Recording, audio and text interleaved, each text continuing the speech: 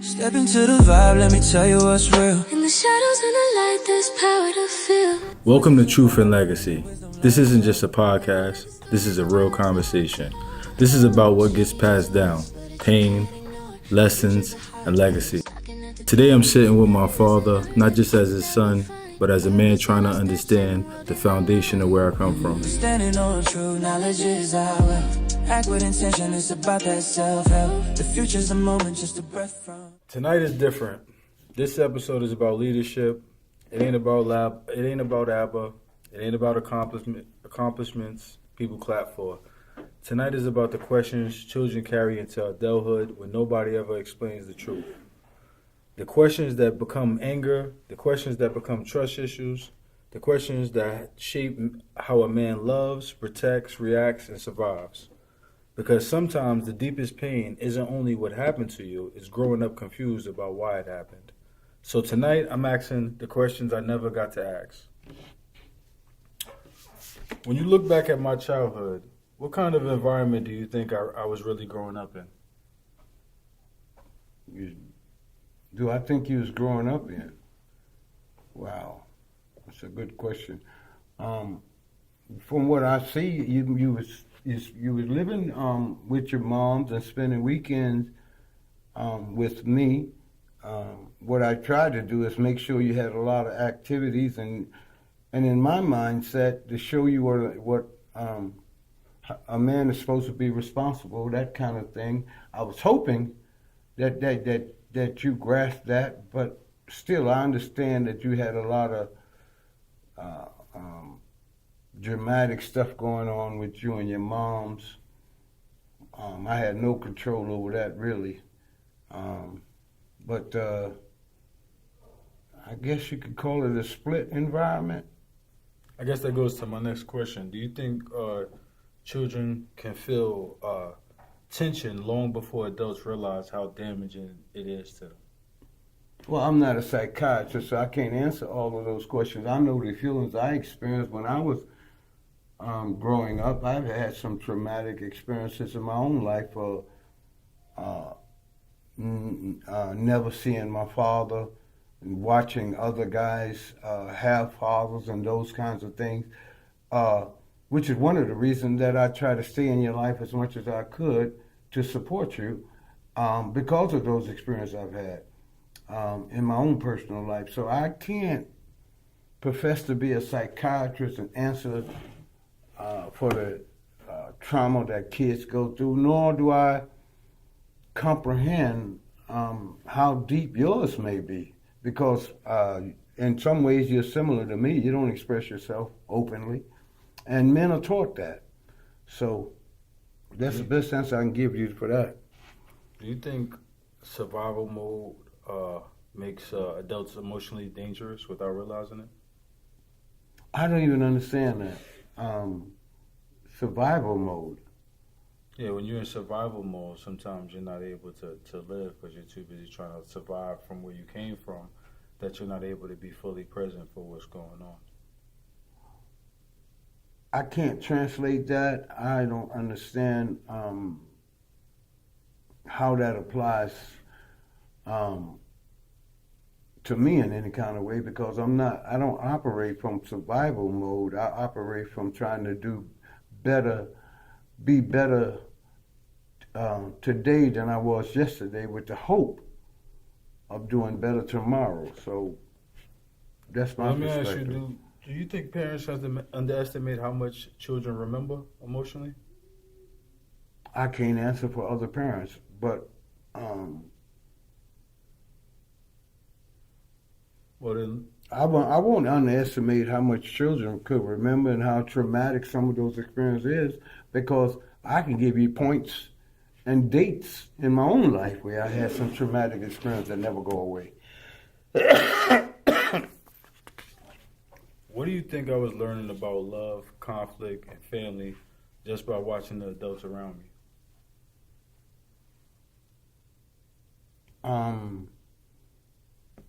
I can't answer that neither. I mean, I can tell you what type of projection I tried to give you. I made sure you had what you need. I made sure that I projected a strong male image. I made sure that you had what you need, and from the time you was born, you see me working. Is that correct? You see me try to help other people. Is that correct? You see whenever you or Tariq needed something, I try to provide it. Is that correct? So, what trauma did you experience? I don't know. I do understand that you had some difficult times on your mother's side, but I think you guys had relatively involved father and a father that provided. And that's all a man could do. Well, something that you said that's key that kind of segues to the next segment of this is you said, what trauma did we go through? That's what I heard you say. The next segment is called The Night Everything Happened. There's a moment from my childhood I still remember vividly. You and my mother were arguing and things got physical. I remember seeing you put your hands on her. I remember a bowl of spaghetti getting thrown. And what's crazy is I still remember never getting to eat it after.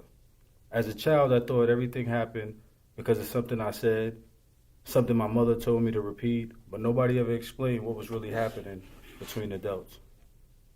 Do adults realize children blame themselves for situations they were never emotionally equipped to understand? Again, you're asking me more questions that a psychiatrist would be better to answer. I remember that incident, that one time that I slapped your mother. I regretted that right after it happened, but in the heat of the moment, things happened. I was reflecting on the fact that it was your birthday, that we bought this big old cake, that we bought all these things, and we had all those people that came to the birthday party for you. And that when she showed up, she shucked it off and said something nasty or whatever. And in the heat of the moment, I do remember that. But I remember that for me that was traumatic because I thought I was talking to her. Next thing I know, I slapped her. And what happened is she took that and elevated into somebody punching her. Nor did she didn't have no broken teeth, no broken jaws, no nothing. But she did elevate that. How do I deal with that? I can't say that didn't happen. It was one incident in knowing, how long did I know your mother? Since 1988? One incident, and it was a slap, not a punch, and it wasn't right. And no man that hit a woman couldn't say that he's right. But that was at a immature level of my relationship, whatever, and you relived it. I believe maybe it was amplified in your eyes as well. But when you think back to that moment now, what do you think it did to me mentally as a little boy? I think it probably disturbed you a lot. It hurt you in that moment. But the fact that you seen me and your mother work through all that, and was still able to work together for the sake of you and Tariq, should say, okay, one incident don't make a life. Do you think children sometimes become emotional messengers in adult wars without understanding the Pardon consequences? me? Do you think children sometimes become emotional messengers in adult wars without understanding the consequences? No, these are all of the questions you're asking me are something that's better for a psychiatrist because I can't answer this. It's very difficult. Did you ever realize I remember details that small? The spaghetti, the fear, the tension, the confusion.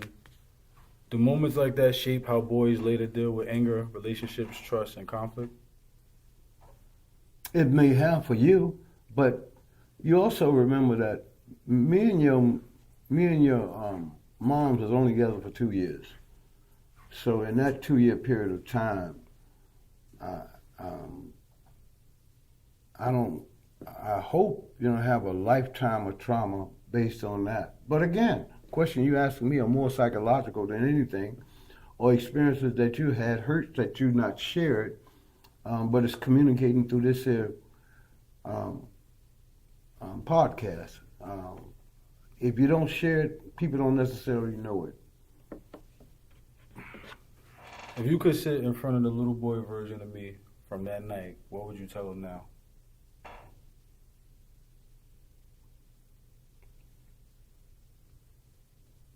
I don't know exactly what I would tell him, but I would try to explain that situation in a better way, rather than at the moment I stormed out after I did that or whatever. But probably if I had my wits about me, I'd have probably tried to explain it. But then you can't really explain everything that happens in your life in the instant that it happened. You may have to come back to it, but can you explain it in the moment? Let me move to the next stuff. I want to talk about the day I got pepper sprayed in the middle of adult conflict. As a father, what did it feel like seeing your child caught in that environment? I don't know what you went through, but I was blind. You remember, I ran out the house, blinded by pepper spray, for asking your mother about some sexual conversation she was having with another guy that she managed to tape. So when I asked her about it, she got aggressive. She pepper sprayed me, which must have been something hit you. I ran out the house because I was blind and I didn't want to get pepper sprayed no more. Do you think children become collateral damage when adults don't heal before having families? Kids can always be collateral damage in these type of situations, but I don't think a couple of instances of bad behavior on parents' side to determine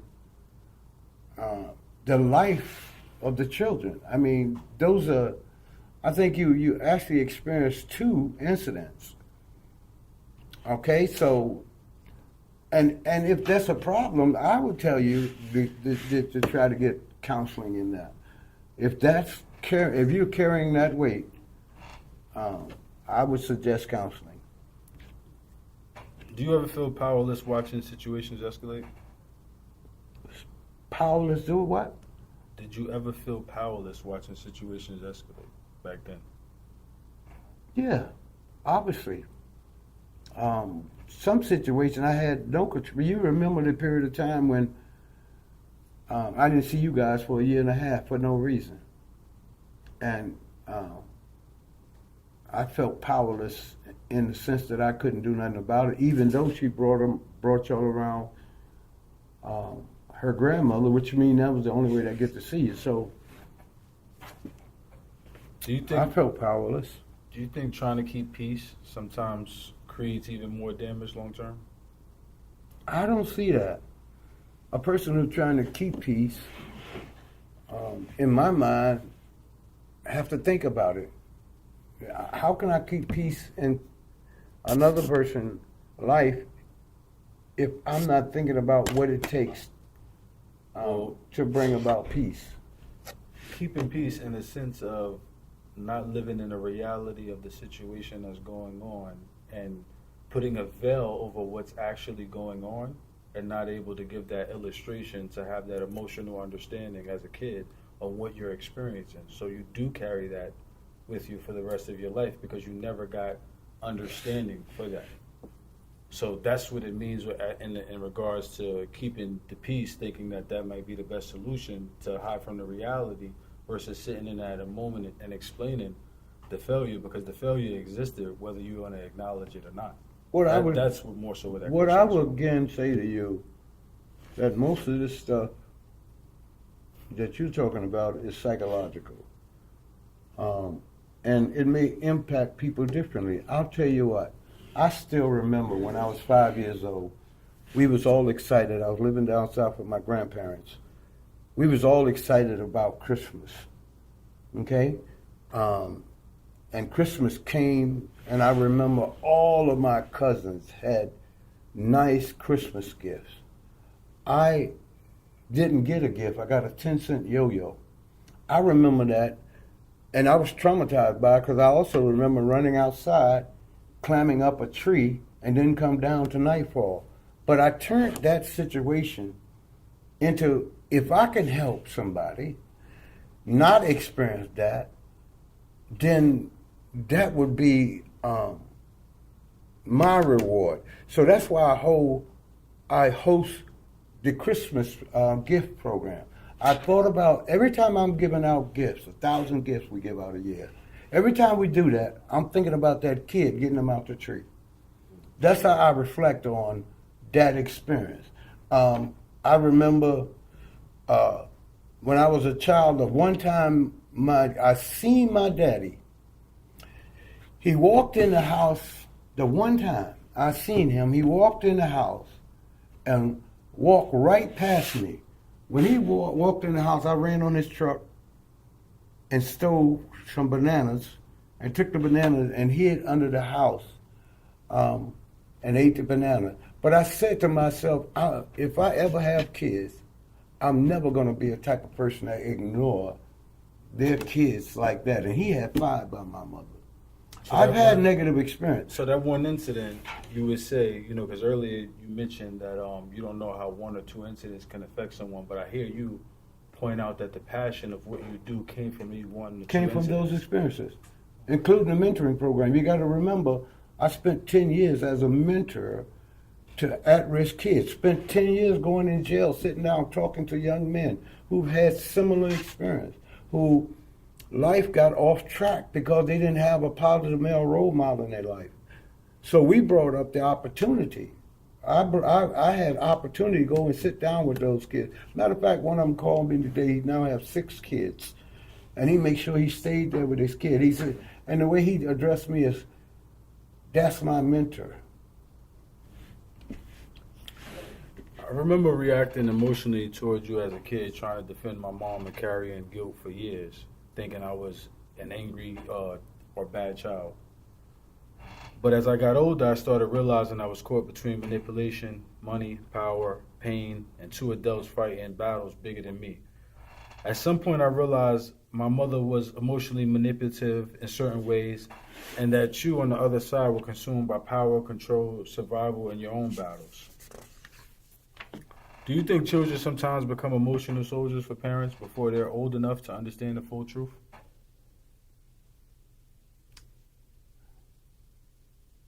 Difficult question again. You have to understand something about me that I think you should understand since you grew up with me, is that I've always been in a leadership role. I don't translate that into a hunger for power. A lot of times I get thrown into these positions. For example, I was working in the jail just as a re-entry coordinator. Before I knew it, I was running the whole program. If you have leadership potential, that's going to come out. It's not a power grab. It's power grabbing you, if you really want to think about it.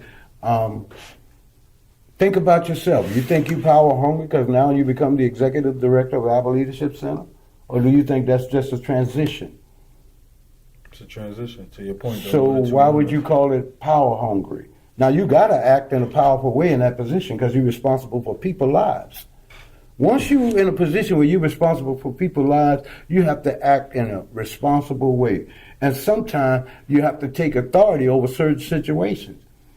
I have to take authority over situations in my organization when it's not going well. If I have staff, shouldn't I have authority over the staff? Is that power hungry? No, that's exercising your authority that you have as a leader. Leadership means sometimes being very aggressive.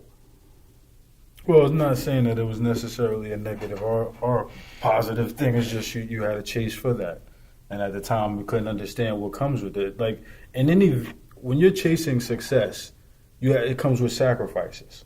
So when it says power hungry, it's saying, your hunger to be better. You was chasing power to put it, as you said. I don't know if I was chasing power.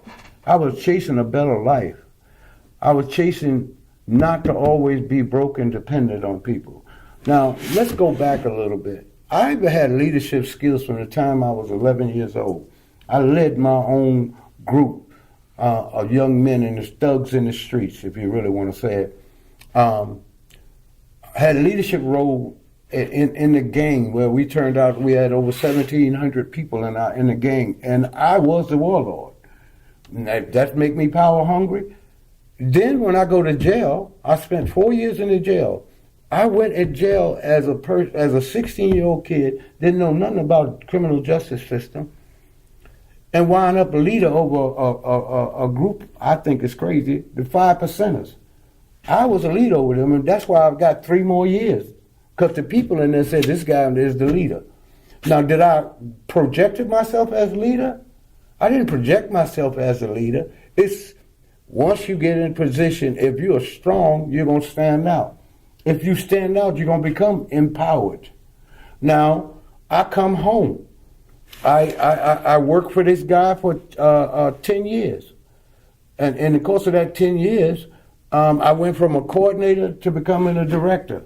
I worked in the jail. I was just counseling people. I ended up being a chaplain for 20 years. When I learned my skills, I said, I know how to do certain things differently than the organizations I've been a part of with. That's how ABBA started, ABBA Leadership Center. The ABBA Leadership Center was started because we was concerned about how men was being hurt by the lack of male role models in their life, a lack of male guidance. And so look what the word ABBA itself means. ABBA means father. Father Leadership Center. Men out front first. I may have not been the best father in the world, but don't think I didn't try to be. That I didn't. Matter of fact, I remember when you was born, I was getting ready to go down south to live with my family. My family all moved south. But when I sat down and I thought about it, I said, I'm not going to leave my son up here. And so I stayed behind and didn't get a house in the South because I had 2 sons up here.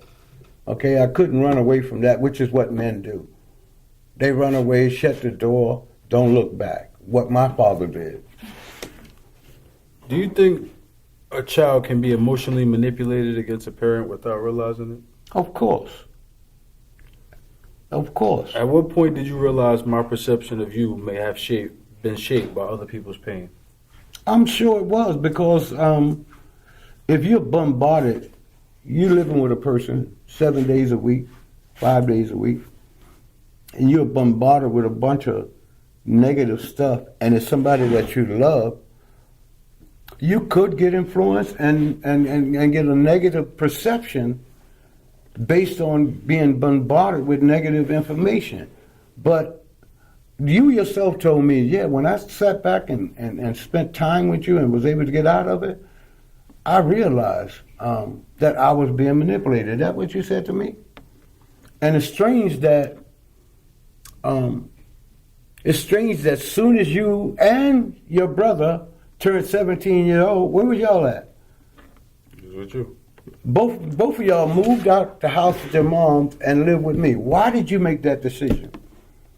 I think I'm the one that's asking the questions, but I'm asking you a simple question. Why did you and Tyreek, both when y'all turned 17 and finished high school, moved in the house with me? Because we needed to know the rest of the story. That's why we moved in with you. And you never left. So it was a good story, wasn't it? Anyway, the parents sometimes use children emotionally during breakups without understanding the long-term consequences. I don't think parents, and I'm going to say this, I don't think parents, most parents, intentionally try to hurt their kids. I think sometimes people use their kids with the intention of hurting somebody else, manipulate the kids for selfish reasons. One of the things I always used to tell you and Tyreek is we're not going to talk about your moms. Is that right? Yeah. Most of the time growing up, when the conversation about your mom, even when she, excuse me for saying it this way, pissed me off, I said, we're not going to talk bad about your mother. So it didn't matter I was hearing how much she was talking about me. What was important is that you know That is not common. You don't talk bad about parents. You don't, and so I'm not going to be a person for any reason to manipulate a child to hurt a parent. That's just not the way I was taught. One of the hardest questions I carried growing up was, why did you ask for a paternity test? Oh, that's easy. Playing games. Your mother had me back and forth to court for a year and a half. So why not? Okay, I did some manipulating. That's why. That was all a game. I knew who my kids was. Matter of fact, didn't I tell the judge that at the end? I said, boy, remember when we was going to court, you remember we was going to court? I remember. It was just about you. But at the end of the day, I told that judge that both boys are my kids. And that shocked the judge because they didn't even know that. Do you think men are allowed to speak honestly about fear around fatherhood without being judged? I can't answer some of these questions because I didn't have a father in my life at all. But my background is this.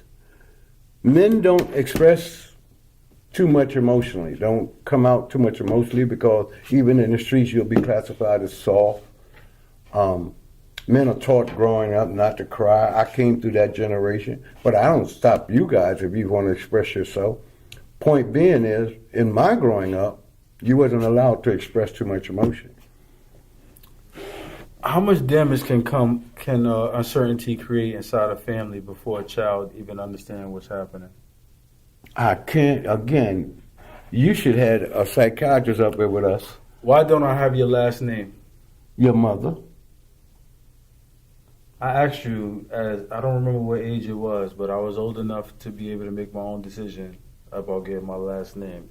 And you didn't make any, I didn't have to. At this age, at 17, 18, you could have did that yourself. You didn't have a last name because I don't want to, again, I'm trying to tell you, I don't want to talk bad about your mother. I'll go to the next question. Do you understand how identity affects a child growing up? Obviously, yeah. Yeah. Did that ever hurt you emotionally? What hurt me most? Us not having your last name? It didn't bother me because I knew I had two sons. I didn't get caught up in that. And some things I don't get caught up in. And realistically, if that bothered you so much at any time, you could have got your name changed. You know what? I got a birth certificate. You want me to show you it? I don't have my father's name on it. I don't have no information. I got a birth certificate. My father's name, no father. Father unknown. You think I'm traumatized by that? Nah, I'm good. Well, glad to be here. So if you had the opportunity that I had to have this conversation with your father, would you have it? It's a difference, I think, between me and you, in the sense that I never had a relationship with my father, never was connected with him. That's true. Even when my father, when he died, he had land, and I have brothers down south, and brothers and sisters who asked us to come down, because they wanted to share the property with us. That's how I knew I was angry at my father. Because I said, I'm not going nowhere near them, and I don't want nothing from them, which was a dumb youth decision. Because my father died, I think I was 17, 18. And I didn't want nothing to do with them. Because this man had nothing to do with me while he was alive. That was a dumb decision, because that's me passing up on my family inheritance. And we want to share this property with you, the land. He had a lot of land. Was there fear that if we knew everything, we'd see you differently? If you knew everything about what? What was going on at the time between you and my mother? What was going on at the time between me and your mother is just as confusing to me, probably, as it is to you. because I wasn't a man that didn't take care of his family, obviously. I wasn't an absentee father. I don't even understand some of your mother's behavior, to be honest with you. I'm not trying to put your mother down or anything like that, but I didn't understand. I don't understand some of her behavior right now, to be honest with you, because she said she's no longer the person that she used to be, but 10 minutes into a conversation, she repeats the behavior of the person that she used to be. You were 37. My mother was 17 and pregnant with me. Looking back I wasn't now, 37. How old was you? I was 30. You was 30. My mother was 17 and pregnant with me. Looking back now, as an older man, how do you honestly view that dynamic? I don't really have an opinion, because let me say this to you. At a 29, I met your mother when I was 29 years old. And I think your grandmother and your great-grandmother told you this. I didn't chase your mother. Your mother chased me for a year and a half. And I had the naivete to think that a young lady like that want to be with me. I should marry her because we have a great relationship. We got married. We didn't have a great relationship, but I tried to make that right by marrying her, getting a home together, and making sure you and Tariq was a part of that. So, do you think her being that young affected how we were raised emotionally? I can't answer that, because I see a lot of young mothers who raise their kids pretty well. Some behavior is a choice. Can emotionally immature parents accidentally raise emotionally confused children? I would imagine so. Again, these are psychological questions, which fits more in talking to a psychiatrist. Do you think trauma gets passed down more than emotional instability? Trauma. What kind of trauma? What were you? Emotional trauma. Do you think trauma gets passed down more through emotional instability than through money? It depends on the person, I would imagine. I have trauma in my life. Think about it. I had no father. I was passed from my mother to my grandmother, then back to my mother. I had 4 years in prison from as soon as I turned to 16 years old to the time I was 20, which I shouldn't have been there if you ask me. But I take whatever trauma or negative stuff that happened to me and turn it around and make it something positive. And now, what's your question again? My question was, do you think trauma gets passed down more than emotional instability? It depends. I would say it depends on the personality of the person. I had a lot of drama and trauma in my life, but I turned around and used it for something good.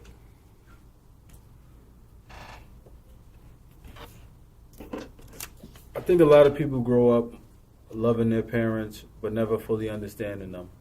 And sometimes that confusion becomes an anger. Sometimes it becomes distance. Sometimes it becomes silence for years.